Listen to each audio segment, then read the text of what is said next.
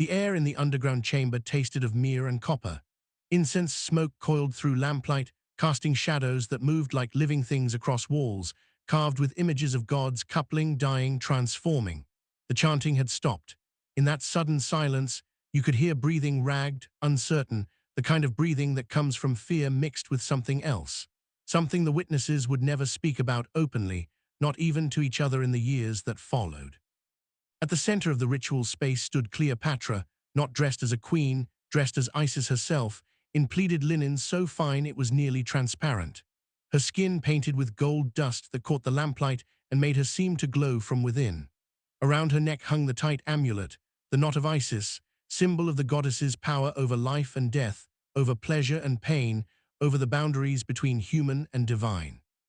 In her hands, she held a ceremonial system, the sacred rattle whose sound was said to drive away evil spirits and invoke the goddess's presence. But she was not shaking it. She was watching, waiting. Before her knelt three men, two Egyptian priests who had served the temple of Isis for decades, one Greek physician whose hands trembled as he tried to write observations on papyrus, the stylus slipping in his sweating fingers, and on the stone altar between them lay something that made this more than ritual, more than theater, more than religious ceremony. What happened next would be described in fragments, in whispers, in texts that Roman authorities would later hunt down and burn, because acknowledging it would require admitting something they could not accept. That Cleopatra had discovered something about the intersection of pleasure, power, and submission that made conventional political authority seem crude by comparison. The Romans who wrote about Cleopatra after her death called her a temptress, a seductress, a witch who enslaved men through Eastern sorcery and unnatural appetites. They used words like corruption and depravity and decadence, painting her as the ultimate symbol of everything dangerous about female sexuality and foreign power. But that propaganda, deliberate and systematic, obscured something more disturbing. Cleopatra was not corrupted by desire. She studied it. She experimented with it. She turned her court into a laboratory where human responses to pleasure and pain and fear could be observed, recorded, and weaponized with the same precision she brought to her toxicology experiments and her cosmetic formulations. Some of what she learned survived in fragments that the Romans tried to destroy. Sealed scrolls discovered centuries later in temple archives. Letters between physicians debating whether certain observations should be recorded. Accounts from Egyptian sources that contradict Roman propaganda so completely they must be describing different people or different truths. And in those fragments, in the spaces between what was officially recorded and what was whispered about privately, emerges a portrait of a woman whose understanding of human nature went far beyond anything most rulers of her time or ours would dare to explore. This is not the story of a beautiful queen who seduced powerful men. This is the story of a brilliant, ruthless woman who understood that physical desire creates vulnerabilities that can be manipulated, that witnessing transgression binds people through shared secrets, that merging religious ritual with intimate acts produces psychological effects that transcend both. This is the story of practices that went so far beyond acceptable boundaries that even sources hostile to Cleopatra struggled to describe them directly, resorting to euphemism and implication because explicit description seemed impossible. Tonight you will learn what happened in those underground chambers, what the ritual with the three witnesses actually involved, why the physicians who saw it refused to record their observations in full. What Cleopatra discovered about human responses to experiences that blur boundaries between pleasure and pain, between religious ecstasy and physical sensation, between voluntary submission and psychological coercion. You will learn about experiments conducted on human subjects, about cosmetics tested on slaves who had no choice, about poisons refined through systematic killing of condemned criminals. You will learn about the night she demanded a living offering to prove a man's devotion, about practices that frightened even her own priests, about research her physicians could not bring themselves to document completely. But before I reveal what happened in that chamber beneath the palace, before I tell you about the ritual that left those three witnesses bound by shared knowledge they could never fully articulate, before I explain what Cleopatra learned about the mechanics of desire and domination, I need to take you back. I need to show you how a girl born into a dynasty known for incest and fratricide became the most controversial ruler in ancient history. How she transformed herself into a living goddess whose performances blurred lines between politics and theater, between religion and manipulation, between science and cruelty. If you want to understand how intelligence and power can combine with absolute lack of restraint to create something both fascinating and monstrous, how desire can be studied and weaponized with scientific precision, how history judges women differently than men for the same behaviors, then you need to watch this entire video. Subscribe right now, because what you are about to learn exists in the gaps between official history and suppressed truth in the fragments Rome tried to burn. In the whispers that survived 2,000 years because they were too disturbing to forget. Hit that subscribe button and leave a comment telling me what you think you know about Cleopatra, because I guarantee this story will shatter every assumption. And watch all the way to the end, because I am going to tell you how Cleopatra died, how her final performance turned defeat into a kind of victory, how she maintained control even as everything collapsed around her. Now let me take you back to the beginning, to the world that created the woman who would become history's most dangerous queen. Cleopatra, 7th Philip, was born in 69 years before the birth of Christ into the Tmic dynasty, a Greek ruling family that had controlled Egypt for nearly 3 centuries through a combination of strategic marriages, casual murders, and pragmatic alliances with whoever held power in Rome. Her father was Ptolemy XII, Oletes, the flute player, a king so weak he maintained his throne primarily by bribing Roman politicians and fleeing Alexandria whenever his subjects rebelled against his crushing taxation. Her mother's identity remains disputed. Either Cleopatra v. Tryphena, or possibly a concubine of lower status, whose name was not considered worth recording. The Tmic court, where Cleopatra grew up, was simultaneously one of the most intellectually sophisticated and most morally corrupt environments in the ancient world. The palace overlooked a harbor filled with ships bringing grain and gold and slaves from across the known world. Nearby stood the Library of Alexandria, the greatest repository of knowledge humanity had ever assembled, containing hundreds of thousands of scrolls on every subject from mathematics to medicine, from astronomy to alchemy. The Thames patronized scholars, mathematicians, physicians, poets, and philosophers, making Alexandria the intellectual capital of the Mediterranean. But the dynasty maintained its power through practices that would have shocked even other royal families accustomed to brutal politics. Brothers married sisters to concentrate power and wealth. Children murdered parents when inheritance seemed too distant. Siblings plotted against each other with poison and hired assassins and falsified wills. Multiple Ptolemaic rulers were overthrown, exiled, or assassinated by their own relatives. The family's history was written in blood spilled within palace walls, in bodies dumped in the harbor, in heirs who disappeared conveniently when they threatened the wrong person. Cleopatra absorbed lessons from this environment that would shape her entire approach to power. First, blood relationships meant nothing. Her own siblings would become her greatest threats, requiring elimination rather than trust. Second, wealth without military force was vulnerability. Egypt produced gold and grain that made the Ptolemies fabulously rich, but that wealth made them targets for Roman generals who commanded legions. Third, survival meant making yourself indispensable to whoever held power in Rome. The Ptolemies existed at Roman sufferance, paying tribute and bribes to avoid the fate of other Hellenistic kingdoms that Rome had simply conquered and absorbed. But Cleopatra also received an education that was extraordinary, even by the standards of the Tmic court. She was intellectually gifted in ways that went far beyond conventional royal training. She learned to read and write in at least 8 languages, including Greek, Latin, Egyptian, Aramaic, Hebrew, Syriac, Median, and Parthian. This linguistic ability was not decorative. It allowed her to communicate directly with subjects and allies without translators who might distort messages or leak confidential information. It demonstrated a mind capable of mastering complex grammatical systems and cultural contexts, skills that required both intelligence and discipline. She studied mathematics with scholars who had access to Euclid's works and could explain geometric proofs.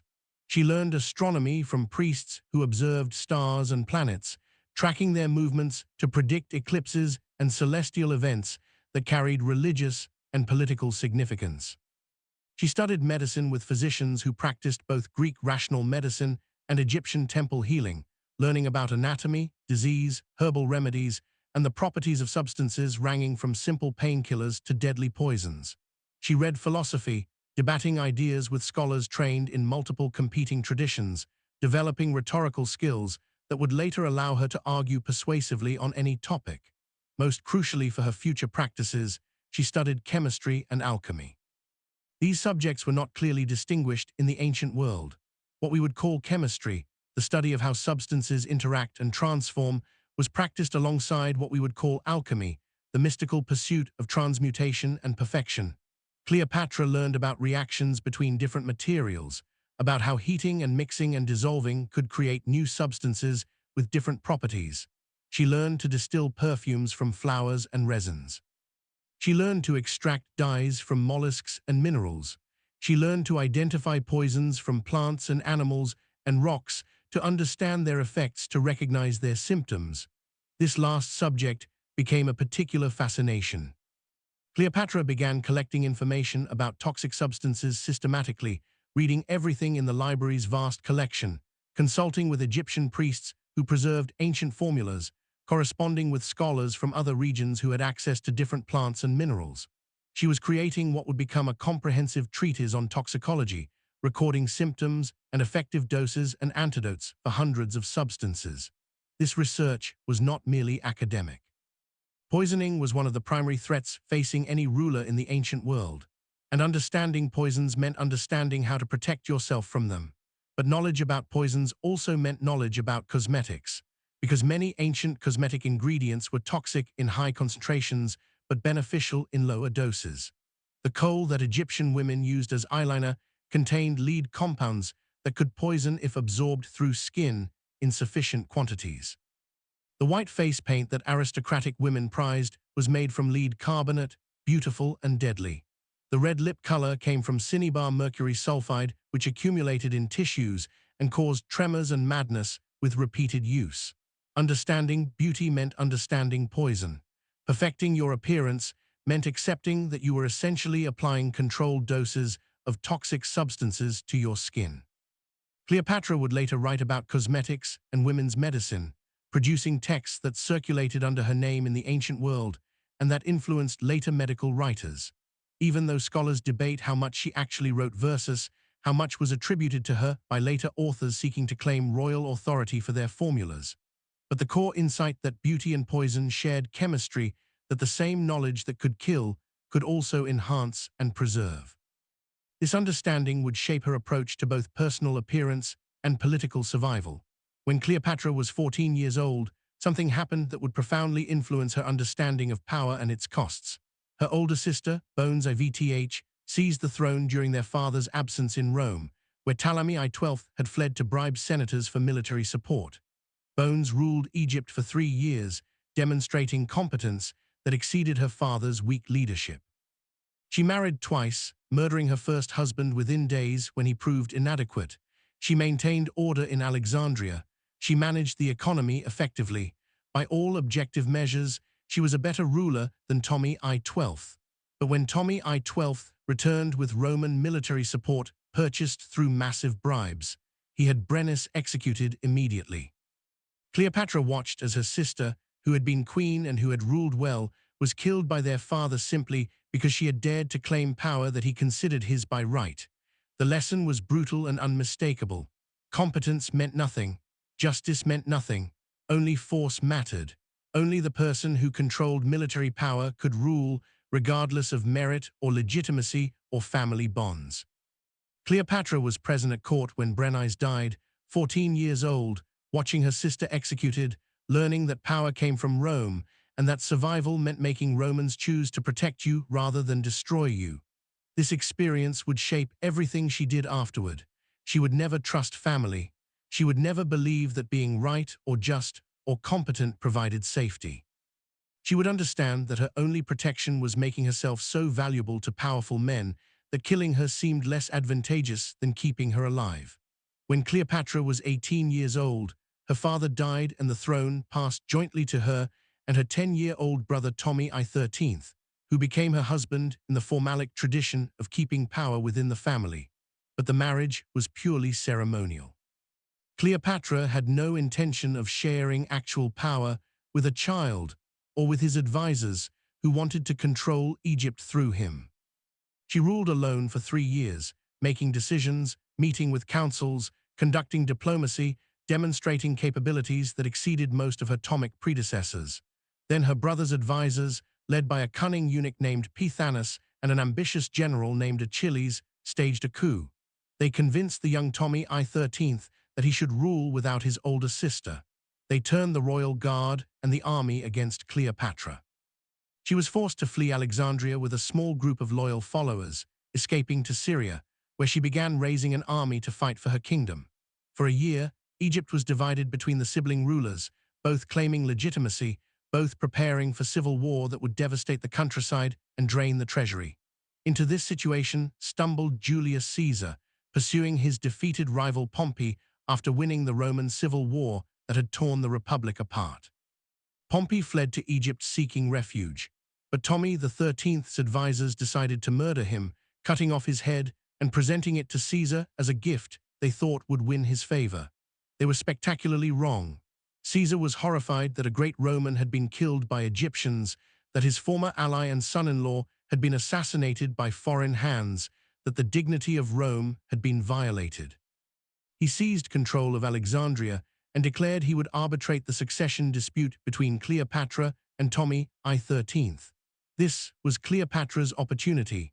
She needed to reach Caesar before her enemies poisoned his mind against her or had her assassinated. But Alexandria was controlled by her brother's forces. Palace guards had orders to kill her on sight. She needed a way to get past them, to present herself to Caesar in a manner that would immediately establish her as someone extraordinary rather than just another petitioner seeking favors from a Roman conqueror. So Cleopatra staged what would become one of history's most analyzed entrances. The details vary across sources. Plutarch says she had herself rolled up inside a carpet or a large linen sack that was carried into the palace as a delivery to Caesar. When the bundle was unrolled before him, Cleopatra emerged dramatically, presenting herself not humbly but boldly, transforming what could have been a disadvantage into a theatrical advantage that demonstrated creativity, courage, and an understanding that spectacle mattered as much as substance in politics. Other sources describe different methods, but agree on the essential point. She infiltrated past guards who would have killed her, reached Caesar's presence unexpectedly, and immediately captured his attention through sheer audacity. But the carpet entrance, dramatic as it was, only got her into the room. What happened next mattered more. Cleopatra had perhaps 30 seconds before Caesar's guards could intervene, perhaps a minute before Caesar himself decided whether to order her seized or listen to what she had to say. In that brief window, she deployed every weapon she possessed with precision that came from years of preparation and natural gifts that exceeded her training. She spoke to him in flawless Latin rather than requiring a translator, demonstrating education and respect for Roman culture, while also establishing herself as someone who could communicate directly without intermediaries. She immediately acknowledged her desperate position, but framed it as an opportunity rather than weakness, arguing that supporting her would give Caesar control over Egypt's wealth without the complications of trying to govern directly through a hostile child king and his manipulative advisors.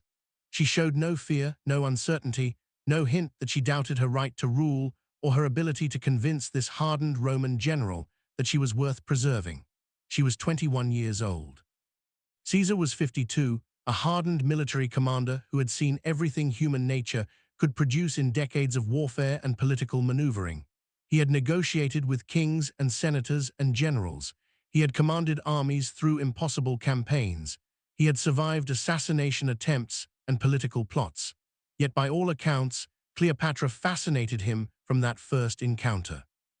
Not just because she was physically attractive, though ancient sources agree she was beautiful, but because she was intellectually stimulating, because conversation with her was enjoyable rather than merely transactional, because she combined quick wit with broad knowledge, with evident ambition in ways that made her genuinely interesting as a person rather than simply as a political asset or potential intimate partner.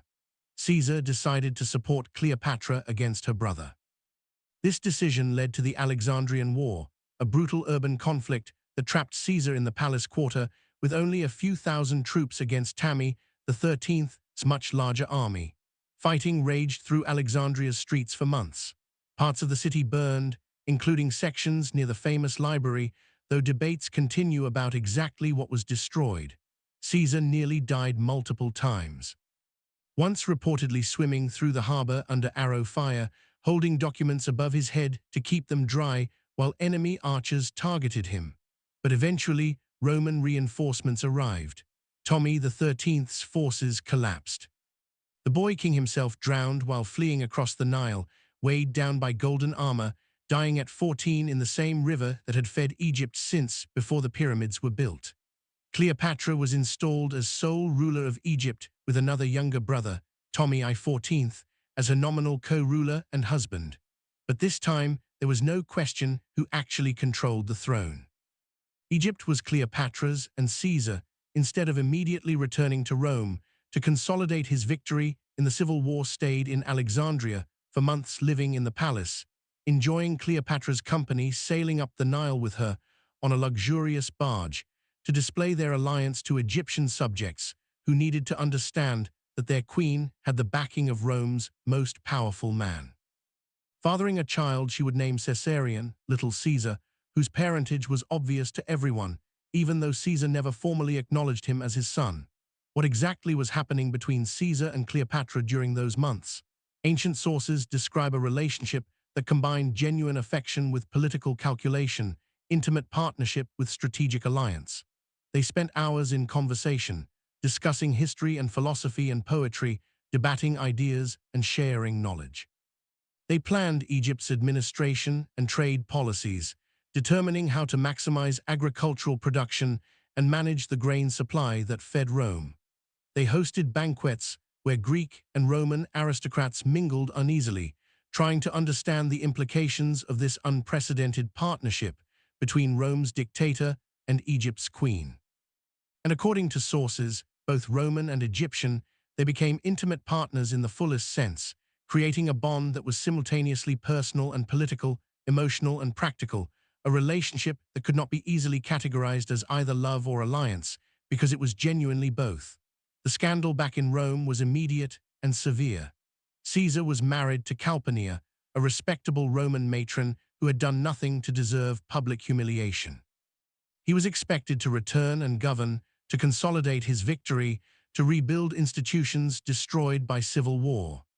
Instead, he lingered in Egypt with a foreign queen young enough to be his daughter, apparently indifferent to what Romans thought about this blatant display of inappropriate attachment. When Caesar finally returned to Rome in 46 years before Christ, Cleopatra followed him within months, establishing herself in one of his villas across the Tiber with a full Egyptian household, including priests, servants, scholars, and guards. She lived there for 2 years, making no secret of their relationship, attending public events, meeting with Roman aristocrats and intellectuals, fascinating some while horrifying others with what they saw as Oriental luxury and inappropriate influence over the man who held absolute power in Rome. Romans who visited Cleopatra's villa described it with a mixture of fascination and disapproval. The architecture was adapted to include Egyptian elements, creating a hybrid space that was neither fully Roman nor fully Egyptian, but something new and unsettling.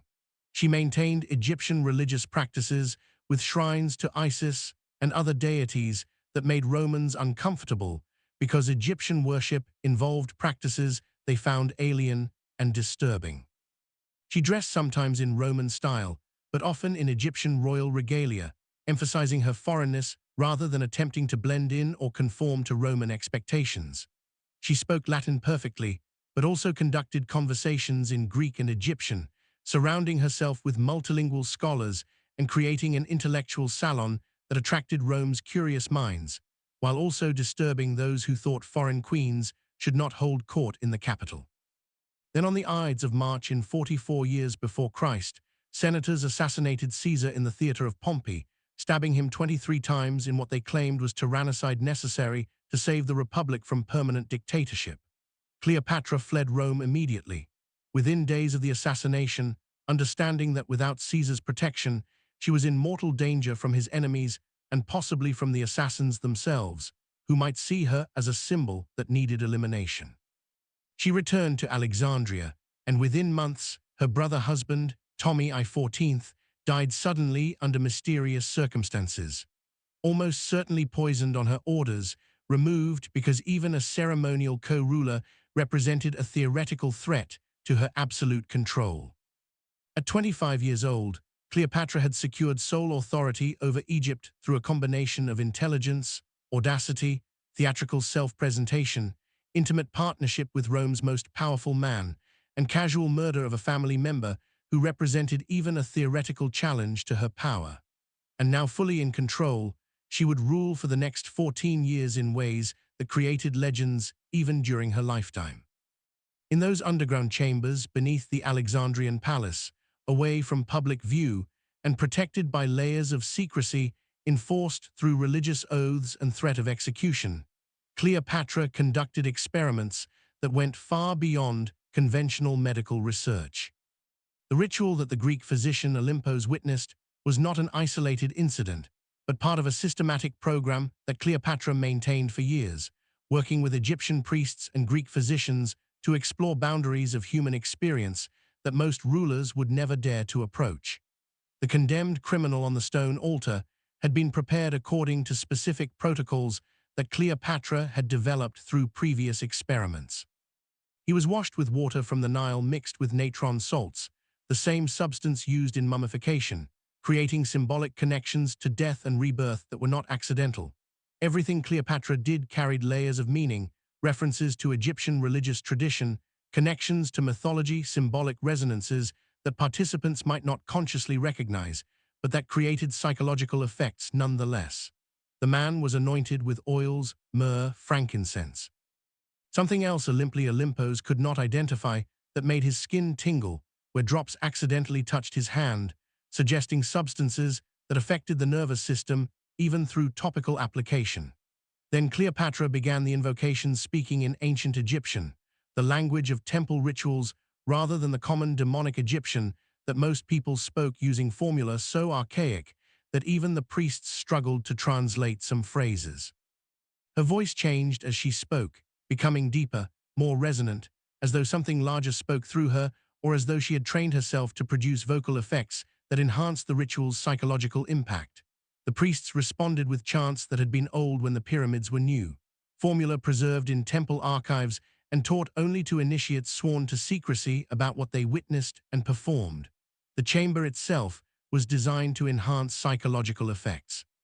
Not large, perhaps 20 ft across, with walls pressing close and ceiling low enough that tall men had to duck. The lamplight created more shadow than illumination, making it difficult to see clearly beyond a few feet, forcing participants to focus on the central altar and on Cleopatra herself. The air grew thick with incense smoke and something else, something like electricity before a thunderstorm. A tension that made skin prickle and breathing difficult. Olympos found his hand shaking so hard he could barely write, his rational training as a physician seeming inadequate against the overwhelming atmospheric pressure of this space designed to overwhelm normal psychological defenses. Cleopatra approached the altar, carrying a small clay jar unremarkable in appearance, containing a substance she had prepared herself through processes she had refined over years of experimentation. She explained its effects in clinical Greek, speaking to the physicians present as though conducting a routine demonstration rather than something that would haunt them for the rest of their lives. This was a compound derived from 3 different plant sources mixed in precise ratios she had determined through previous experiments on other condemned criminals whose deaths had provided the data she needed. It would produce a state of heightened sensitivity combined with paralysis, a condition where the subject would be fully conscious and fully aware, able to feel everything, but unable to move or speak. The effect would last approximately 2 hours based on the dose she had calculated for this subject's body weight. Afterward, if the dose was correct, the subject would recover with no permanent physical damage, though the psychological effects were unpredictable and probably severe. She offered the jar to the condemned man. He had been given a choice, She explained matter-of-factly, as though this made what was about to happen somehow ethical. Drink this and participate in research that would advance medical knowledge and potentially save lives in the future. Or die by crucifixion in the public square, where his suffering would last for days and serve no purpose beyond entertainment for crowds and punishment for his crimes. He had chosen this option supposedly voluntarily, though what meaningful choice existed between two forms of death remained a question that Olympos wanted to ask, but knew better than to voice aloud. You did not contradict Cleopatra in her own palace, in her own ritual space, when she was speaking as Isis incarnate, rather than as merely a mortal queen, subject to normal moral constraints. The man drank. The substance tasted bitter according to the grimace that crossed his face, but he consumed it all under Cleopatra's watchful eyes. Within minutes, perhaps 5 or 6, by Olympus's estimation, though time felt distorted in that chamber, the compound began working. The man's muscles went rigid in stages, starting with his extremities and moving inward toward his core. His breathing became shallow and rapid, then slower and deeper as the paralysis affected his respiratory muscles. His eyes widened with what might have been fear, or might have been the physiological response to whatever substances were coursing through his blood and binding to receptors in his brain and nerves. Within 10 minutes, he was completely immobile, frozen in a position that looked almost peaceful except for his eyes, which remained open and moving, tracking Cleopatra as she moved around the altar, demonstrating that consciousness remained intact, even as all ability to move or communicate had been stripped away. Cleopatra observed closely, recording his responses with clinical precision that would have been admirable in different circumstances. How long until the paralysis became complete? What muscle groups were affected first, and in what sequence? Whether consciousness remained fully intact or became clouded? She asked him questions he could not answer, documenting that he heard and understood by observing his eye movements and pupil dilation, establishing that she had succeeded in creating a state where awareness remained, but all ability to respond was eliminated. Then she began the second phase of the experiment, the phase that Olympos would struggle to write about later, that would haunt him for decades, that convinced him that Cleopatra had gone beyond medical research into territory that violated every principle of healing and humanity that physicians swore to uphold. She began testing the man's responses to various stimuli, systematically exploring what happened when sensation could not be processed through normal physical reactions or vocalizations. Pain came first, sharp instruments applied to skin in escalating intensities. How much could he feel when movement was impossible? How did his body respond when pain could not be escaped through reflex withdrawal? What happened to heart rate and breathing patterns when suffering could not be expressed through crying or screaming? Cleopatra measured pulse at his neck, counted respirations, observed pupil dilation and sweat production and other involuntary responses that revealed the intensity of his experience even when he could not communicate it directly. Then other sensations, pleasant ones, oils that created warmth spreading across skin, substances that stimulated nerve endings in ways that under normal circumstances would produce pleasure, gentle touches alternating with sharp pain. Combinations of contradictory stimuli applied simultaneously to different parts of the body, creating conflicts where pain and pleasure mixed together until they became indistinguishable. Cleopatra was systematically mapping human responses, determining what happened when normal feedback mechanisms were disrupted, when the ability to react physically was removed, when sensation became overwhelming but could not be processed through normal channels of movement or vocalization or escape. The three witnesses watched in horrified fascination, unable to look away even as they understood they were observing something that should not be observed, that they were being transformed from innocent physicians and priests into accomplices in whatever this was. They were being bound through shared knowledge, through participating in something that could never be fully described or explained to anyone who had not been present, through the understanding that speaking about this would mean their own deaths, but remaining silent would mean carrying this knowledge alone forever. Cleopatra was creating complicity deliberately, ensuring loyalty not through bribes or threats, but through the terrible intimacy of shared transgression, through knowing they had witnessed something that changed how they understood human experience and their own capacity for observing suffering without intervention. The experiment continued for 6 hours, far longer than Olympus had anticipated when he first arrived. Cleopatra tested 5 different compounds on the condemned man, waiting between doses for previous effects to clear enough that new observations would be interpretable. With each substance, she recorded symptoms meticulously in her own hand, filling papyrus sheets with observations written in Greek and Egyptian, creating documentation that would later be referenced in medical texts. Though never attributed openly to experiments conducted on living human subjects, she asked the man questions when his ability to speak returned between paralyses, cataloging his subjective experiences, documenting how different compounds produced different qualities of sensation or different levels of awareness or different degrees of terror and helplessness.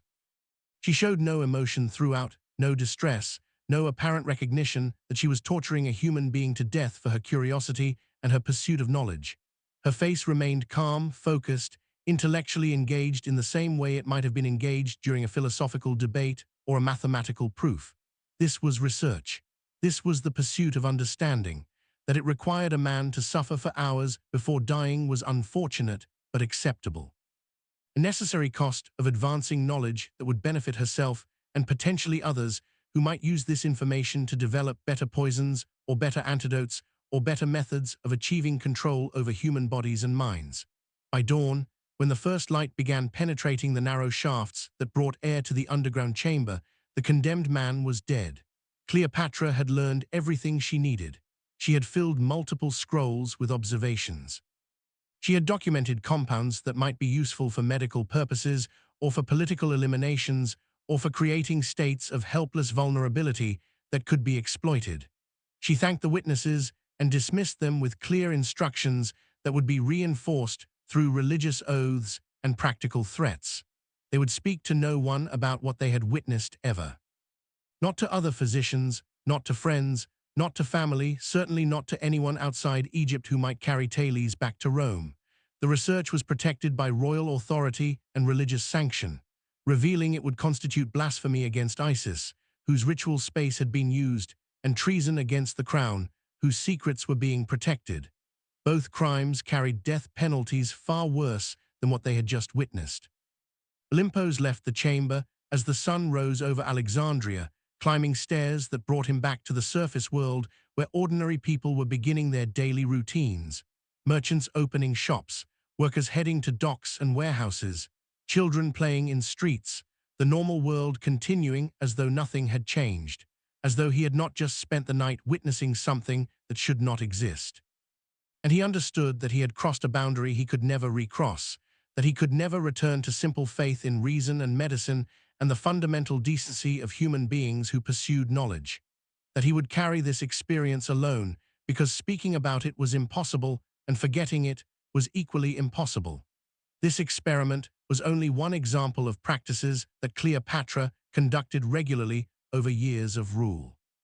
She maintained what amounted to a research program in those underground chambers, working with priests and physicians to explore boundaries of human experience that most people could not imagine, and that those who could imagine would reject as impossible or as Roman propaganda designed to make her seem monstrous.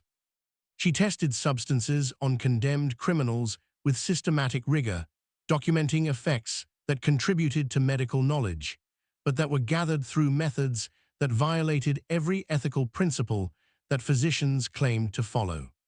She compiled comprehensive information about poisons, creating what later writers would describe as the most complete toxicology text of the ancient world, even though the methods used to gather that information were deliberately obscured or attributed to less disturbing sources. She learned which substances killed quickly and which slowly, which produced pain and which induced peaceful unconsciousness, which could be detected in food or wine, and which were tasteless and odorless, which had antidotes, and which were inevitably fatal. This knowledge served both medical and political purposes, allowing her to treat poisoning victims, but also to eliminate enemies without leaving evidence that would point conclusively to her involvement. She also conducted extensive experiments with cosmetics, testing formulas on palace slaves who had no ability to refuse. If a new mixture caused skin irritation or worse effects, the slaves suffered the consequences while Cleopatra learned what to avoid.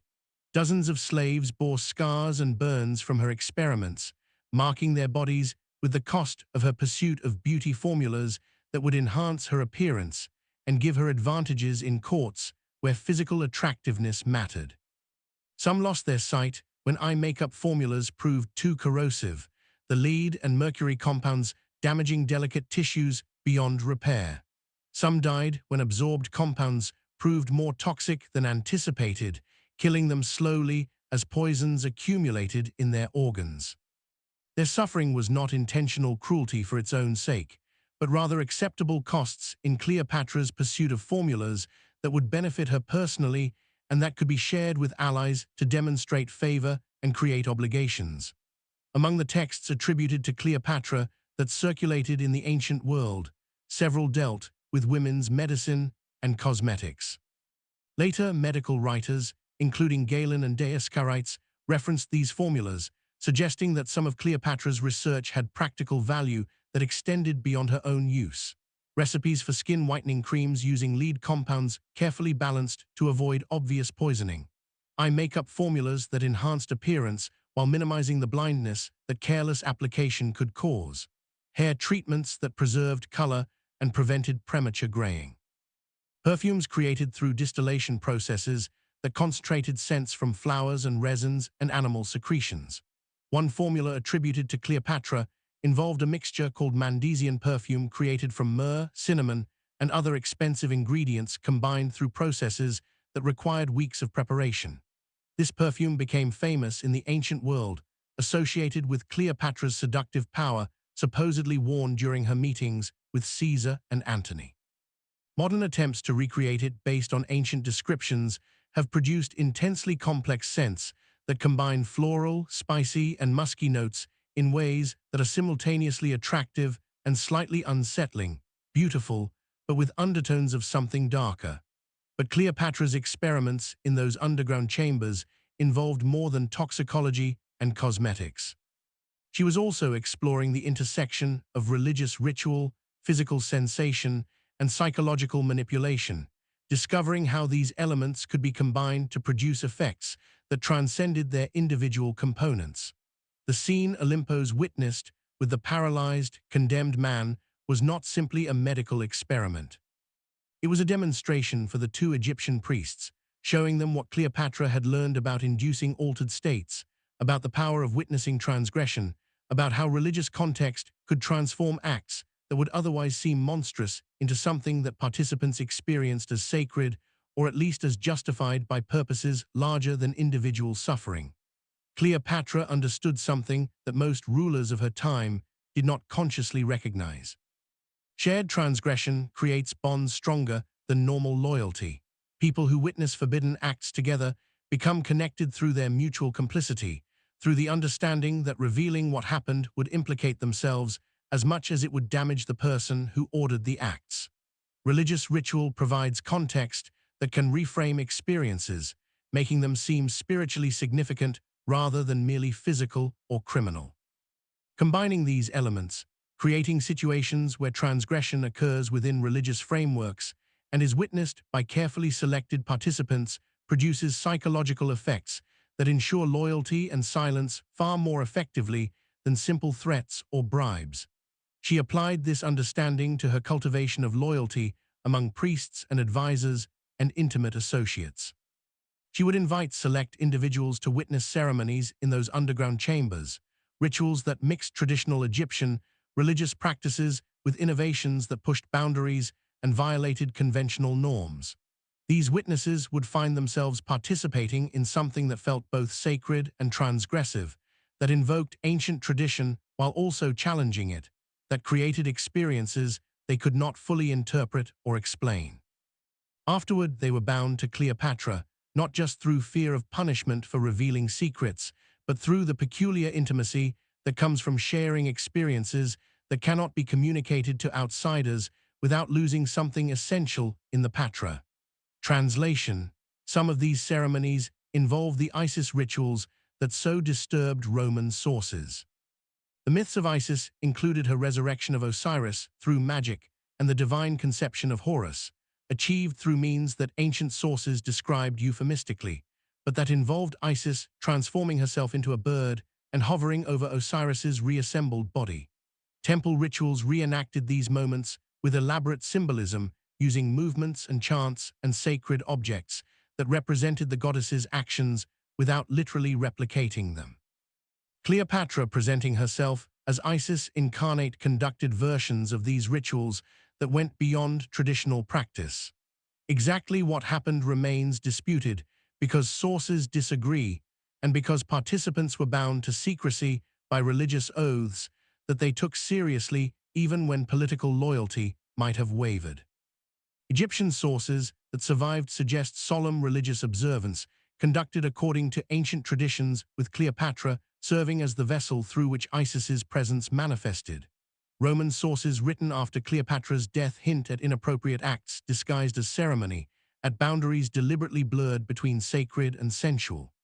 At Cleopatra using religious authority to justify behaviors that would otherwise have scandalized even her own court.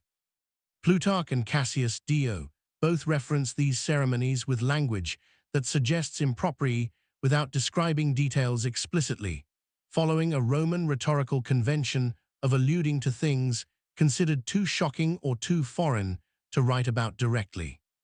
They use phrases like ceremonies that cannot be spoken about and rituals that Romans would consider blasphemous and performances that mixed worship with other acts, leaving readers to imagine what might have occurred while also creating the impression that something genuinely disturbing happened in those temple spaces where Cleopatra performed as the living goddess. The truth probably falls between these extremes, with Cleopatra conducting traditional rituals with amplifications and theatrical innovations that enhanced their psychological impact while also serving political purposes. She merged authentic Egyptian temple practices, which were already alien and unsettling to Roman observers, with additions that made them even more powerful as tools for binding participants through shared experience of something extraordinary. She invited select witnesses whose attendance was politically significant, creating networks of priests and aristocrats and foreign dignitaries who had seen things that marked them as insiders to mysteries that outsiders could never fully understand.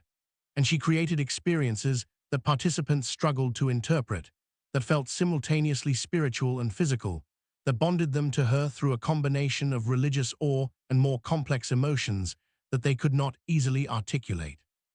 This approach reached its fullest expression in her relationship with Mark Antony, a relationship that scandalized Rome and that provides the most detailed evidence we have about Cleopatra's methods of combining theater, religion, intimacy, and political calculation into something that transcended simple categories of alliance or romance or seduction. When Cleopatra met Mark Antony in 41 years before Christ in the city of Tarsus on the coast of modern Turkey, 3 years after Caesar's assassination and the chaos of civil wars that followed, she was 28 years old and had been ruling Egypt independently for 7 years. Antony was 42, a powerful Roman general who had emerged as one of 3 men controlling the Roman world after defeating Caesar's assassins. He controlled the eastern Mediterranean and needed Egyptian wealth to finance his planned campaign against Sparta, Rome's great rival in the east. Cleopatra needed Antony's protection against rivals and needed his recognition of her son Caesarion as Caesar's legitimate heir, which would give the boy claims to both Egypt and potentially to Rome itself. Meeting was supposed to be a political negotiation between a Roman master summoning a client queen to explain herself and demonstrate loyalty. Antony had sent messages making this power dynamic clear. Cleopatra was expected to come to Tarsus to present herself humbly to offer explanations for why Egypt had not provided more support during recent civil wars, to beg for continued Roman protection. This was the conventional relationship between Rome and its client kingdoms. Roman power was absolute. Client rulers existed at Roman sufferance. Showing appropriate difference was not just expected, but required for survival. Cleopatra understood this dynamic perfectly. She also understood that accepting it would place her permanently in a subordinate position, would make her just another client ruler among many, would limit her ability to pursue Egypt's interests or to protect her own position. So she rejected the conventional approach entirely. Instead of going to Tarsus quickly and presenting herself humbly, she staged an entrance so elaborate and so overwhelming that it transformed the entire relationship before a single word was spoken.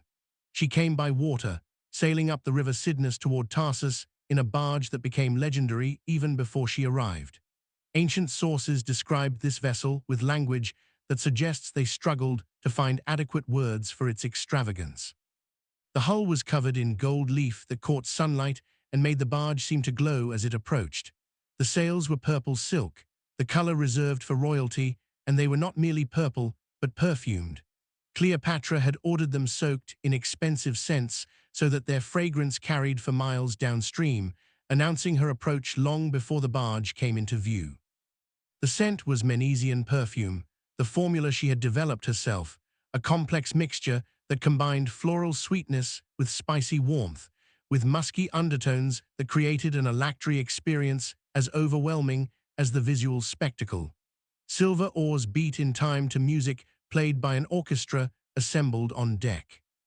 Flutes and lyres and drums and instruments Antony had never seen, producing sounds that mixed Greek and Egyptian and Eastern musical traditions into something hypnotic and strange. The oarsmen themselves were dressed in elaborate costumes, rowing in perfect synchronization while the music swelled and receded, creating rhythms that felt almost narcotic in their effect on listeners waiting on shore. The deck was dressed like a temple to Aphrodite, the Greek goddess of love, creating religious context for what was ostensibly a political meeting. Flowering plants in golden pots, draperies of silk and linen blowing in the breeze, incense burning in censers, adding more scent to the already overwhelming perfume from the sails. The visual effect was simultaneously beautiful and unsettling, too perfect, too elaborate, obviously a performance, but one executed with such skill that it transcended obvious artifice and became something genuinely impressive. And at the center of this floating stage, under a canopy woven with gold thread that created a throne-like space, reclined Cleopatra herself, dressed not as an Egyptian queen, but as Aphrodite incarnate, wearing clothing designed to display rather than conceal. Her body positioned deliberately to suggest divine beauty made manifest. Her face was painted with the cosmetics she had perfected through years of experimentation, making her skin luminous, her eyes enormous and hypnotic, her lips the exact shade of red that ancient sources describe as irresistible. Her hair was styled in elaborate curls held with golden pins, each pin shaped like a cupid or a dove, symbols of the goddess she was representing. Around her stood attendants dressed as cupids and nymphs, figures from Greek mythology made flesh. According to Roman sources, including Plutarch, who had access to eyewitness accounts, many of these attendants were barely clothed or entirely naked, their skin painted with gold dust and oiled so that they gleamed in the sunlight. Whether this detail is literally accurate or represents Roman exaggeration designed to make the scene seem more shocking remains debated, but the core point is clear. Cleopatra had created a living tableau that merged religious imagery with erotic suggestion with political theater, overwhelming multiple senses simultaneously and creating an experience that observers would remember and discuss for the rest of their lives. The psychological impact on Antony was exactly what Cleopatra had calculated. He had summoned her to Tarsus, expecting a subordinate queen who would beg for his favor, who would present herself humbly and acknowledge his superior position. Instead, he encountered a woman who presented herself as a goddess, who approached him not as a supplicant, but as an equal or even a superior, whose arrival was designed to overwhelm his senses and put him immediately on the defensive psychologically. By the time Cleopatra actually spoke with Antony, by the time they moved beyond the theatrical performance to substantive political discussion, she'd already won the critical first engagement through pure spectacle. She had demonstrated that she possessed resources, creativity, and boldness that exceeded anything had encountered in his dealings with other client rulers. She had established that she would not be easily intimidated or manipulated, that she was someone who understood theater and psychology and the importance of first impressions in negotiations. She had made herself interesting in ways that went beyond simple political utility, transforming what should have been a routine meeting between master and client into something memorable and intriguing. What happened between Cleopatra and Antony over the following days and weeks transformed a political negotiation into something far more complex that would ultimately reshape the Mediterranean world. Ancient sources describe banquets of extraordinary extravagance where Cleopatra deployed Egyptian wealth not just to impress, but to seduce psychologically to create dependence on pleasures that only she could provide. Plutarch describes how Cleopatra would change the decor and theme of her banquets nightly, keeping Antony constantly surprised, preventing him from adapting to any particular level of luxury or any specific form of entertainment. Each night was different. Each night exceeded the last in some dimension, even if not in simple cost or quantity. One night, the banquet would emphasize intellectual stimulation, with philosophers from Alexandria debating questions of ethics and metaphysics, with poets reciting verses in Greek and Egyptian, with demonstrations of astronomical knowledge, using instruments that predicted planetary movements and eclipse times. Antony, educated but not deeply intellectual by Roman standards, found these performances fascinating. Enjoyed feeling like he was participating in high culture rather than simply consuming food and wine. Cleopatra positioned herself as his guide through these intellectual pleasures, explaining references he did not catch, translating poetry between languages, making him feel simultaneously impressed and slightly inadequate in ways that created psychological dependence. Another night would emphasize sensory pleasures, with foods so exotic that Antony had never encountered them, with wines from regions he had never heard of, with perfumes and incense that created overwhelming olfactory experiences, with music that combined instruments and rhythms from across the known world. The excess was deliberate and strategic. Cleopatra wanted Antony to associate her presence with pleasures that were unavailable anywhere else, to make returning to Rome's comparative austerity seem unbearable, to bind him through appetite in ways that transcended simple physical attraction. A third night might emphasize religious mysteries, with Egyptian priests performing ceremonies that combined authentic temple rituals with theatrical innovations designed for Roman audiences who found Egyptian religion simultaneously fascinating and disturbing. These performances often involve costumes and movements and chanting that Romans interpreted as having erotic undertones, even when Egyptian participants insisted everything was purely spiritual. Cleopatra's ability to navigate between these interpretations, to present herself as both pious Egyptian queen performing sacred duties and as sophisticated cosmopolitan who understood how Romans perceived these rituals, allowed her to create experiences that were genuinely ambiguous, that could be interpreted multiple ways, depending on the observer's expectations and assumptions. Ancient sources hint at something more happening during these banquets beyond simple entertainment.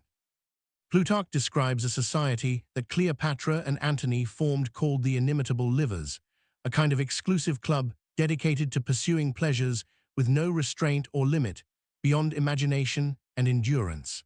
Members gathered nightly for entertainments that lasted until dawn, featuring levels of excess that shocked even Romans who were accustomed to aristocratic extravagance. But the sources also suggest that this excess went beyond conventional bounds, that there were games and contests that pushed boundaries, that Cleopatra and Antony engaged in competitions to see who could devise more extreme experiences or sustain activities longer. Some of these hints focus on intimate competitions. Later sources, including Suetonius, suggest that Cleopatra and Antony engaged in contests to see who could invent new pleasures, treating their relationship partially as a game where innovation and intensity became goals in themselves rather than mere side effects of physical attraction. Whether this is literally true or represents Roman attempts to make sense of a relationship that violated their categories for how men and women should interact remains impossible to determine with certainty. Romans expected men to dominate and women to submit in intimate matters. A relationship where the female partner might be equal or even dominant, where she might be the one proposing activities or setting terms, violated their assumptions so completely that they struggled to describe it accurately. What we can say with confidence is that Cleopatra's relationship with Antony became a scandal that Antony's rivals in Rome exploited mercilessly. Octavian, who would become Augustus, waged a propaganda campaign that portrayed Antony as enslaved by Cleopatra's sexuality, as corrupted by Eastern decadence, as having abandoned Roman values for Egyptian excess. Octavian commissioned poets to write verses describing Cleopatra as a drunken who had destroyed Antony's judgment. He spread stories about orgies and drug use and religious ceremonies that mixed pagan worship with inappropriate acts. He claimed Cleopatra was a witch who had used magic and potions to enslave Antony's will, making him a puppet who obeyed her commands and who would betray Rome itself at her direction. Some of this propaganda was certainly false or exaggerated, but Cleopatra's own behavior gave it foundation that made it believable to Roman audiences. Already predisposed to think the worst of a foreign queen who had seduced two of their most powerful men, she deliberately cultivated a reputation for excess. She presented herself publicly in ways that emphasized her femininity and her power simultaneously, refusing to conform to Roman expectations about proper behavior for women. She conducted religious ceremonies that Romans found disturbing even when they were performed according to authentic Egyptian traditions. And she lived with Antony and Alexandria for years in a relationship that produced 3 children and that Romans refused to recognize as legitimate marriage, even though Antony formally married Cleopatra in a ceremony that granted her extraordinary honors and titles. One particular story from this period became famous as the ultimate symbol of Cleopatra's excess and her corrupting influence on Antony.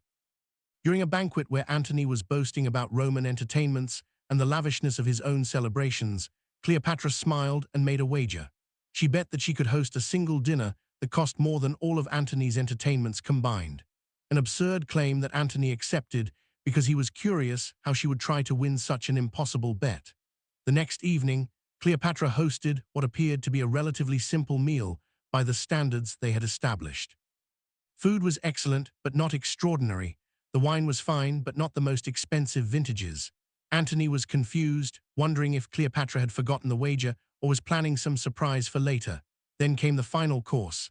Cleopatra called for a cup of vinegar, the sharp wine vinegar that Romans used for cooking and cleaning.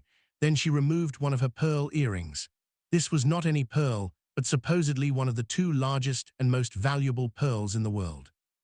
A treasure that had been part of Tamaic royal jewelry for generations, worth more than entire provinces, according to ancient sources that were prone to exaggeration, but that reflected genuine recognition of extraordinary value. Cleopatra dropped the pearl into the vinegar. According to Pliny's Natural History, the most detailed ancient account, the pearl began dissolving. Modern chemists point out that pearls do not actually dissolve quickly in vinegar. That the chemistry Ply describes does not work the way he claims. That this detail is probably either misunderstood or deliberately fictionalized. But what matters is not whether the chemistry was accurate, but what Cleopatra did next. She drank the mixture, consuming the dissolved pearl and the vinegar, ingesting wealth casually, destroying something of immense value just to make a point, to win a wager, to demonstrate that Egyptian resources were so vast that treasures could be consumed rather than merely displayed. The gesture was simultaneously absurd and profound. It was wasteful beyond any reasonable standard. It violated every normal calculation about value and preservation and responsible stewardship. But it also demonstrated something important about how Cleopatra understood power and display. She could afford to destroy treasures because she had access to such immense wealth that individual objects, no matter how valuable, were ultimately replaceable or at least expendable. She operated by different rules than other people. Rules where normal constraints about resource conservation did not apply because Egyptian wealth was effectively unlimited from the perspective of any individual consumption decision. Whether the story is literally true in all details matters less than its symbolic truth and its psychological impact. Cleopatra created a legend about herself, established a reputation for excess that made her seem both dangerous and irresistible simultaneously. She showed Antony that partnering with her meant access to experiences and resources that exceeded anything he could obtain elsewhere, and she demonstrated a willingness to violate boundaries and ignore conventional constraints that matched Antony's own impulsive nature and his tendency to pursue immediate pleasures rather than long-term strategic calculations. Antony abandoned his military plans and followed Cleopatra back to Alexandria. He would remain in her orbit for the next decade, returning periodically to Rome when political necessity demanded, but always drawn back to Egypt and to Cleopatra. Their relationship produced 3 children, twins named Alexander Helios and Cleopatra Selene, born in 40 years before Christ, named after the sun and moon in a symbolic gesture that implied they would rule the world together. Another son named Tommy Philadelphia, born 3 years later, given a name that connected him to the great Ptolemaic kings who had made Alexandria the center of Hellenistic civilization. Antony formally married Cleopatra in a ceremony that Romans refused to recognize because he was already married to Octavia, Octavian's sister, a marriage that had been arranged precisely to create family bonds between the 2 most powerful men in Rome, by marrying Cleopatra while still married to Octavia. By recognizing their children as legitimate heirs, by granting Cleopatra and her children territories and titles that belonged to Rome, Antony was essentially declaring independence from Roman constraints and establishing Egypt and the East as a separate power center that would rival Rome itself. But what exactly happened between Cleopatra and Antony during those years in Alexandria, beyond the public scandals and the political calculations? Ancient sources describe the inimitable Livers Club in language that emphasizes excess and novelty, but that also hints at something darker, at practices that went beyond conventional aristocratic entertainment into territory that even wealthy Romans found disturbing. Plutarch describes how members would gather nightly in chambers of Cleopatra's palace for banquets and entertainments that lasted until dawn, featuring levels of consumption and behavior that seemed to have no limits beyond physical endurance and imagination. Some accounts suggest they would disguise themselves and wander Alexandria at night, playing pranks on ordinary citizens who did not recognize the queen and Rome's most powerful general, walking among them dressed as common people. These expeditions sometimes turned cruel, according to sources, with property destroyed and people humiliated for the amusement of Cleopatra and Antony and their companions. Whether these stories are accurate or represent later Roman propaganda designed to make them seem irresponsible and unfit for power remains debated, but the pattern is consistent across sources.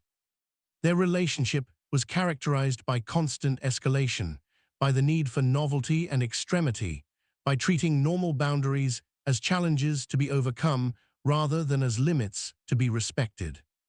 Later Roman sources, including Suetonius, hint at intimate contests between Cleopatra and Antony, suggestions that they competed to devise new experiences or to sustain activities longer, that they treated their relationship partially as a game where innovation and endurance became measures of dominance or at least of equality.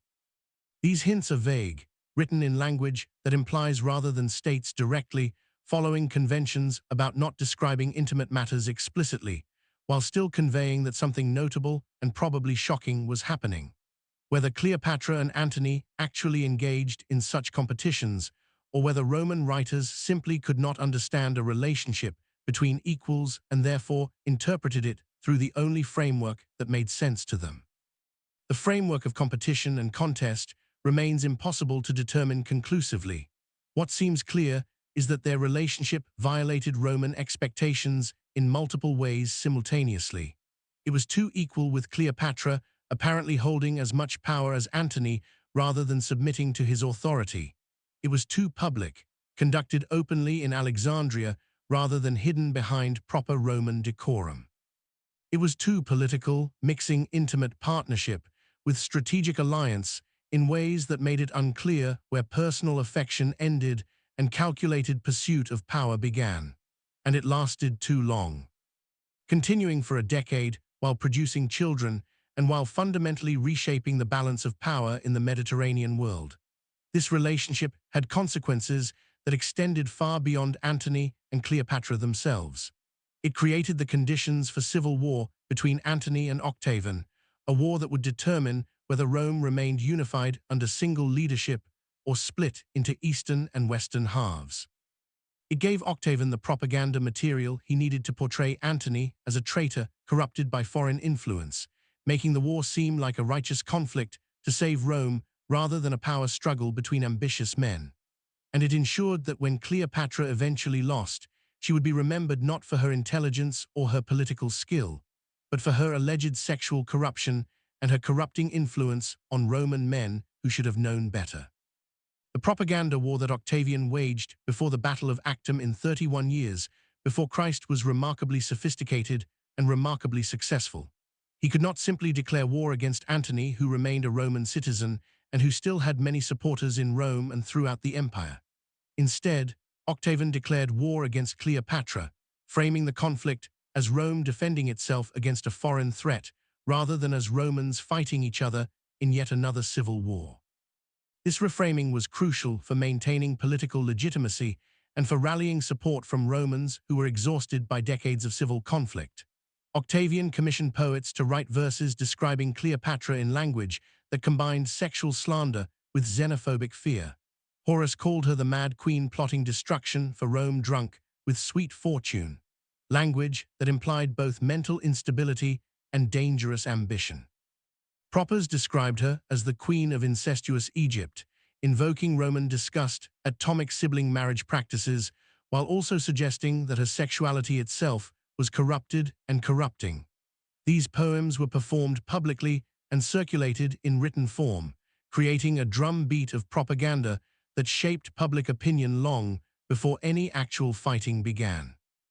Octavian also spread stories about Cleopatra's practices that were designed to horrify Romans and to make war against her seem justified as protection against existential threat. He claimed she planned to move Rome's capital to Alexandria to make Romans bow to Egyptian gods, to enslave Roman women and force them to serve in her court.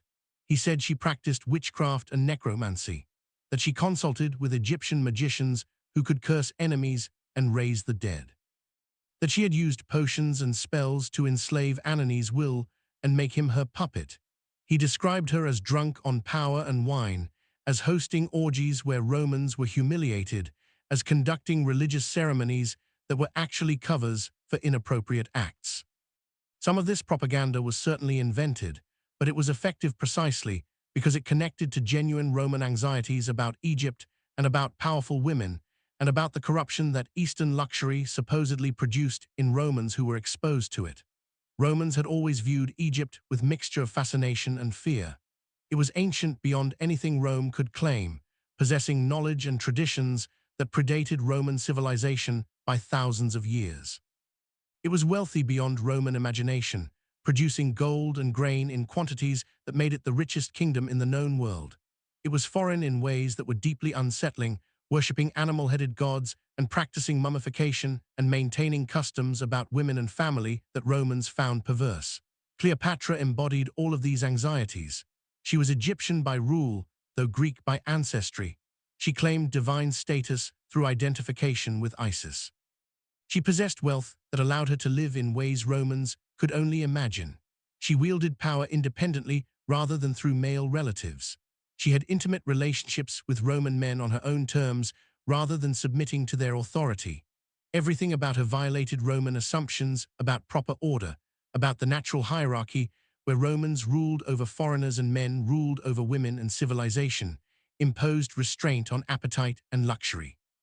So when Octavian portrayed her as a dangerous witch who threatened Rome's existence, he was not just making up slander.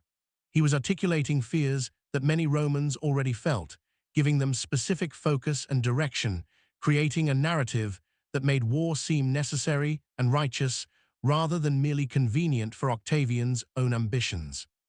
The propaganda campaign transformed a complicated political and military situation into a simple story about good versus evil, about Roman virtue versus Eastern corruption, about masculine rationality versus feminine manipulation.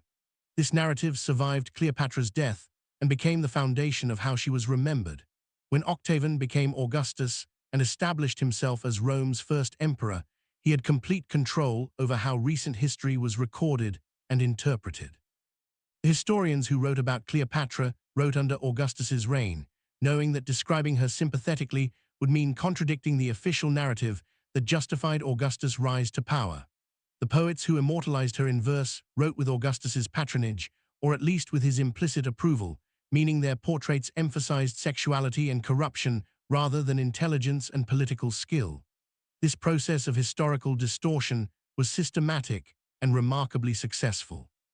By the time Plutarch wrote his biography of Antony more than a century after Cleopatra's death, the basic narrative was fixed.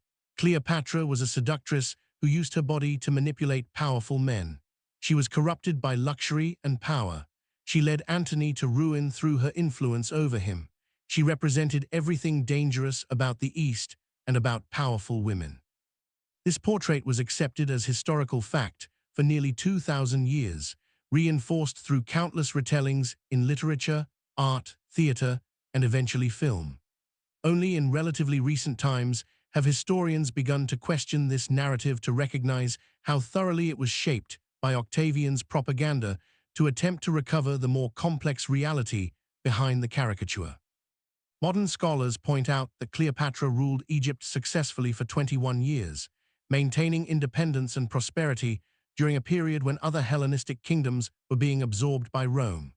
They note that she was educated in multiple languages and sciences, that she wrote treatises that influenced later medical practice, that she understood trade and diplomacy and administration well enough to keep Egypt functioning, despite constant Roman pressure. They recognized that Roman sources described her as intelligent and charming, not just beautiful, suggesting that her real power came from her mind as much as from her appearance. They also recognized the double standard inherent in how she was judged. Julius Caesar had numerous affairs and illegitimate children, but he is remembered as a military genius and statesman rather than as someone corrupted by lust.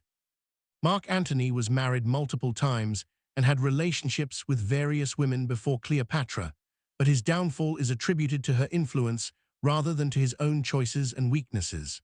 Augustus himself, who sanctimoniously condemned Cleopatra as morally corrupt, later exiled his own daughter Julia for adultery while maintaining a private life that was not nearly as virtuous as his public image suggested. Male rulers who used intimate relationships for political purposes were being strategic. Female rulers who did the same thing were being immoral. This double standard extended to how Cleopatra's scientific interests were described.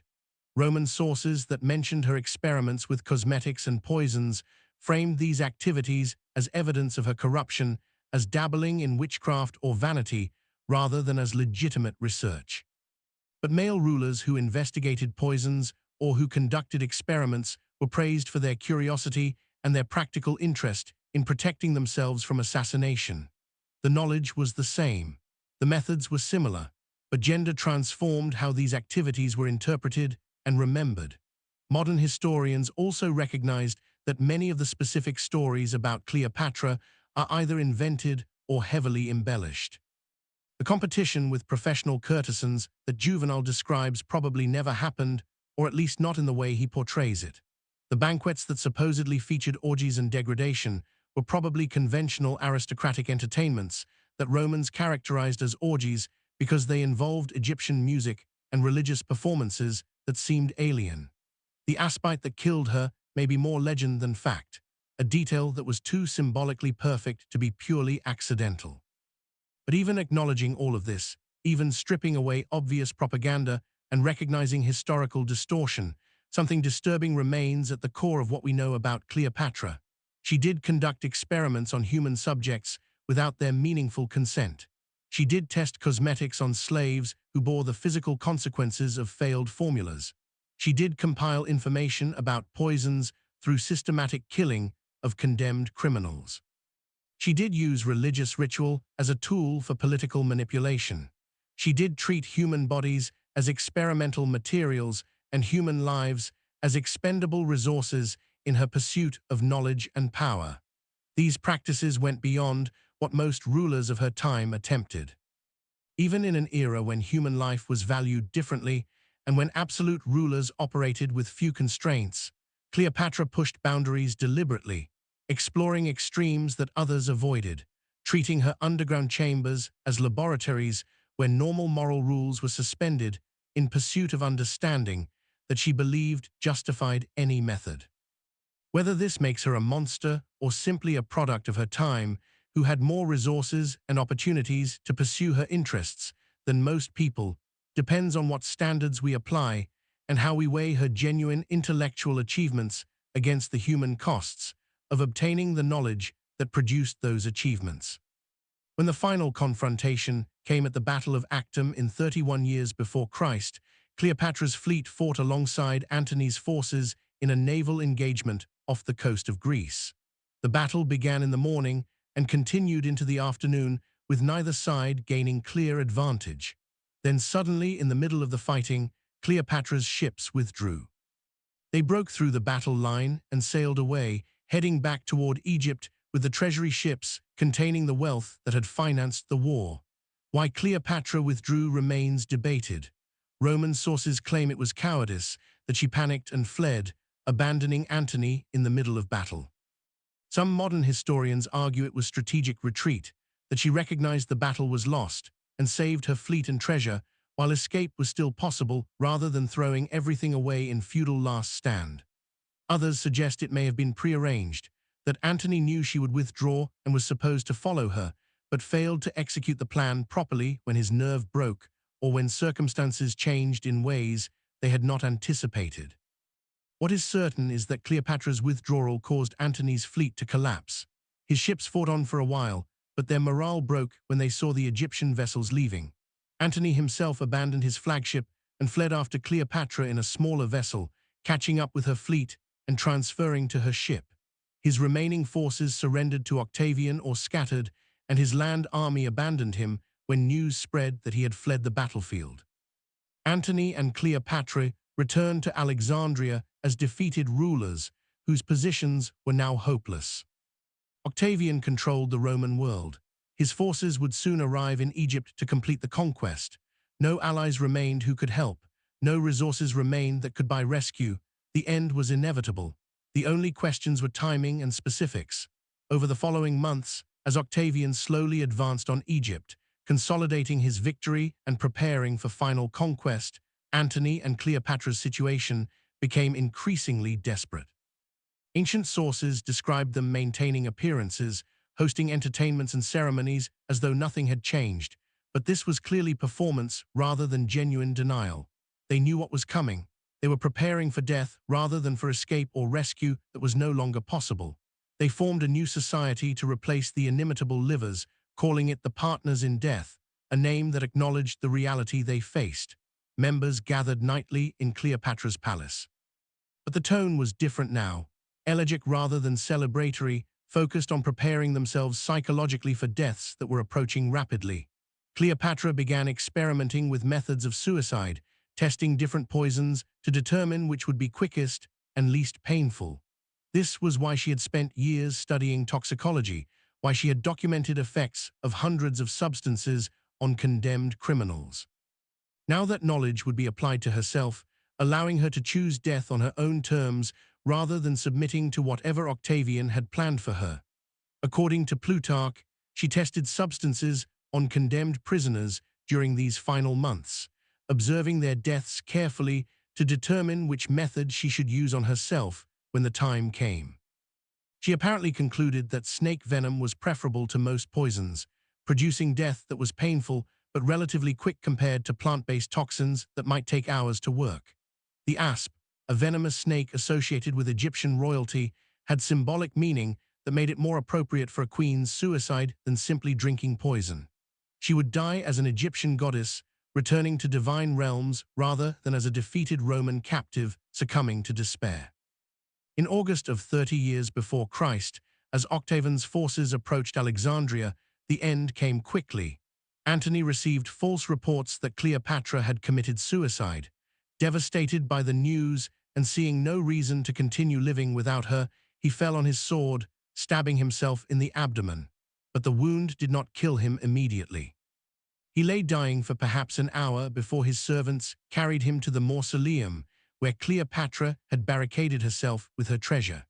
She had servants pull him up through a window on the building's second level, unwilling to open the sealed doors that protected her from Octavian's soldiers who were already searching the city for her. Antony died in Cleopatra's arms, bleeding to death from his self-inflicted wound, ending his life as he had lived it, dramatically and impulsively, and without clear plan beyond immediate emotional response. His death left Cleopatra alone to face Octavian, to negotiate if possible, or to control her own end if negotiation failed. Octavian wanted to capture Cleopatra alive, to parade her through Rome in his triumph as the ultimate symbol of his victory over the East. For a queen who had spent her entire life maintaining control and presenting herself on her own terms, this prospect was unbearable.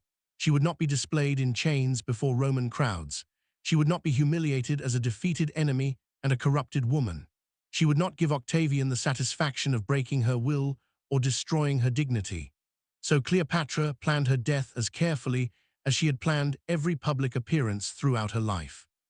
She negotiated with Octavian through intermediaries, pretending to consider surrender while actually preparing her final performance. She dressed in her royal regalia, the elaborate clothing and jewelry that marked her as queen and as Isis incarnate. She positioned herself on a golden couch surrounded by treasures of Egypt, creating a scene that would be memorable and that would communicate meaning even in death. And then on August 12th, in 30 years before Christ, at age 39, Cleopatra killed herself.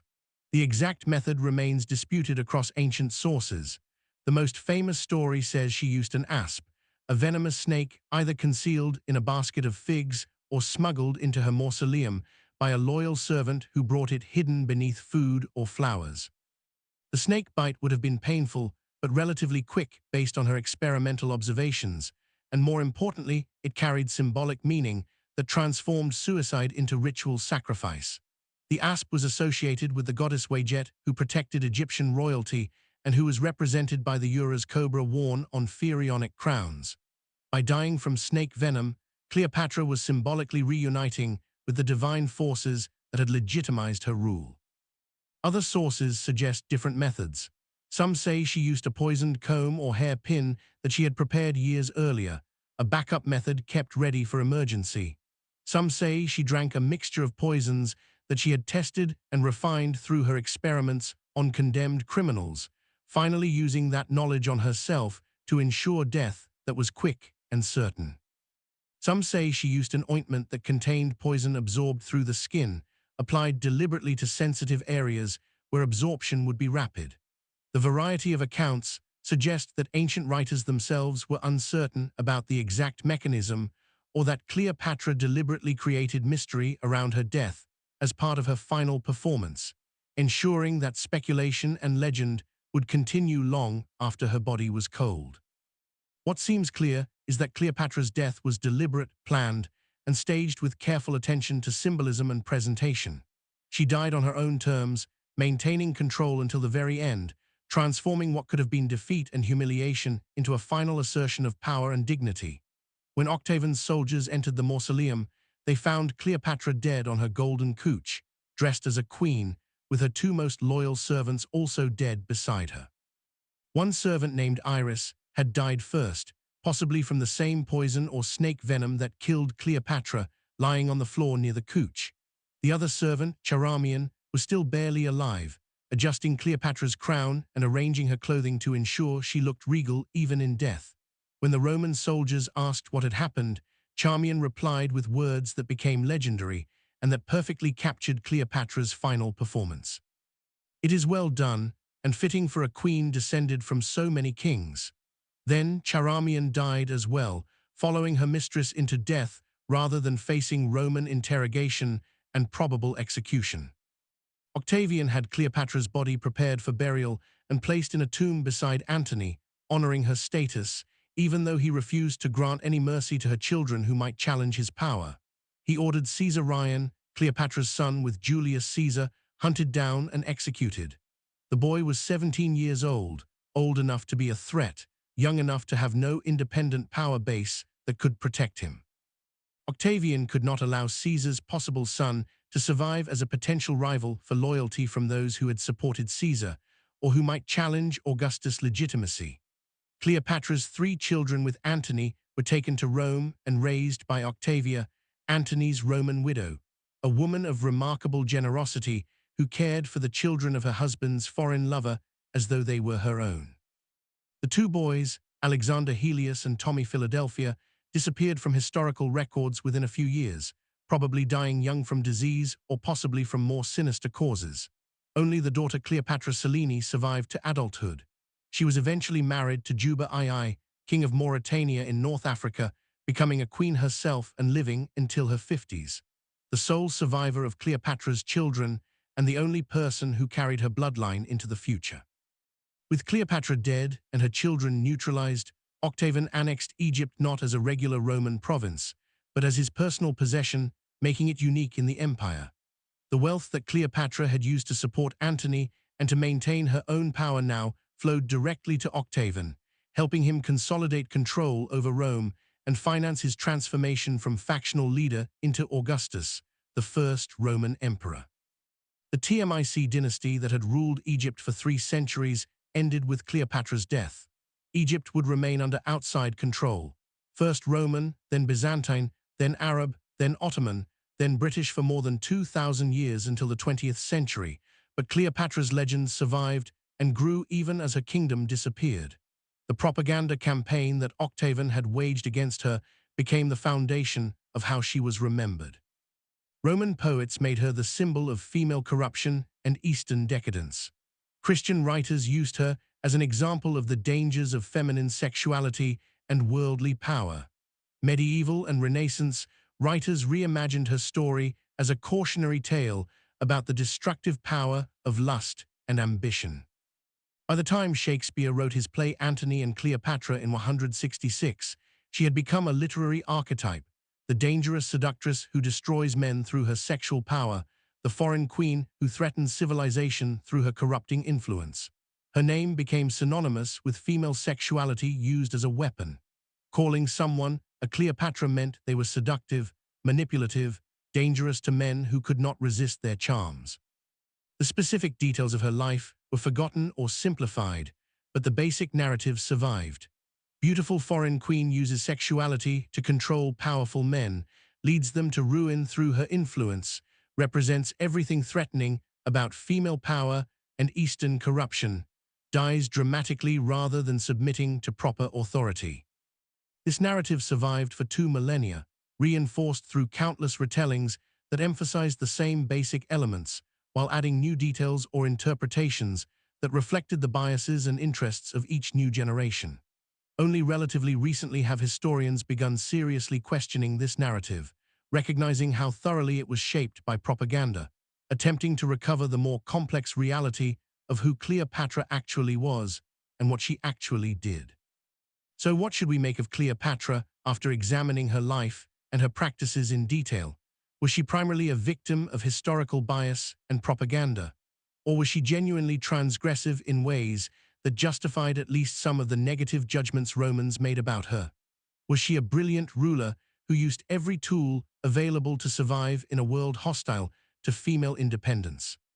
Or was she someone whose pursuit of power and knowledge carried her into territory that violated fundamental ethical principles regardless of gender or historical context? The honest answer is that Cleopatra was both brilliant and ruthless, intellectually gifted and morally flexible, genuinely interested in knowledge and willing to obtain it through methods that most people would find horrifying.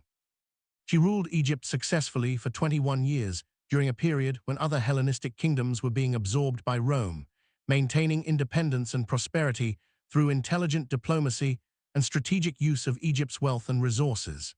She was educated in multiple languages and sciences, wrote treatises that influenced later medical practice, understood trade and administration and governance well enough to keep Egypt functioning despite constant Roman pressure.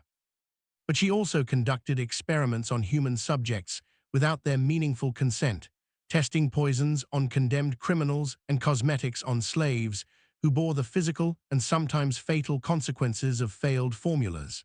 She treated human bodies as experimental materials and human lives as expendable resources in her pursuit of knowledge that benefited herself and potentially others. But that was obtained through methods that violated basic principles about human dignity and bodily autonomy.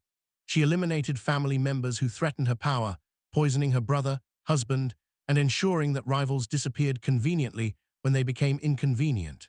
She used religious ritual as a tool for political manipulation, conducting ceremonies that blurred boundaries between sacred and sensual in ways that bound participants through shared experience of transgression. She cultivated relationships with powerful Roman men through combinations of intellectual companionship and physical attraction and strategic partnership that Romans found threatening because they could not easily categorize them. She lived with extravagance and pushed boundaries deliberately, creating a reputation for excess that served her political purposes, but that also gave enemies ammunition for propaganda campaigns that would shape her historical reputation for millennia. The practices that made Cleopatra legendary were they perverted in the sense of representing moral corruption or deviation from proper norms. That depends entirely on what standards we apply and from what perspective we judge. By conventional Roman standards, yes, she went too far. She violated norms about feminine behavior and religious propriety and proper relationships between rulers and subjects. By the standards of her own Egyptian culture and her position as absolute ruler, probably not. The Tmic dynasty had always lived extravagantly, had always merged Greek and Egyptian religious traditions, had always viewed themselves as above moral limitations that applied to ordinary people. By modern standards, some of what Cleopatra did was clearly unethical, regardless of historical context. Experimenting on human subjects without consent violates fundamental principles that apply across cultures and eras. Using slaves as test subjects for cosmetics that caused suffering and death was cruel, even if it was common practice in the ancient world. Eliminating family members through poison was murder, even when political necessity might have made it strategically justifiable. But we must also recognize that Cleopatra was judged more harshly than male rulers who engaged in similar behaviors. Roman emperors conducted their own poison experiments and eliminated rivals and lived with extravagance, but they were not remembered primarily as corrupted or perverted. The difference was gender and the threat that Cleopatra represented to Roman assumptions about proper order. She was a woman wielding power independently. She was a foreigner who made Romans into her allies rather than submitting to Roman authority. She used tools including intimate relationships and religious performance and theatrical self-presentation that Romans found disturbing because they suggested power could be obtained and maintained through means other than military force and formal political institutions. Understanding Cleopatra requires holding multiple truths simultaneously. She was extraordinarily intelligent and capable. She was ruthless in pursuit of power. She pushed boundaries deliberately. She conducted practices that went beyond acceptable limits by most standards. She was judged by criteria that were applied differently to women than to men.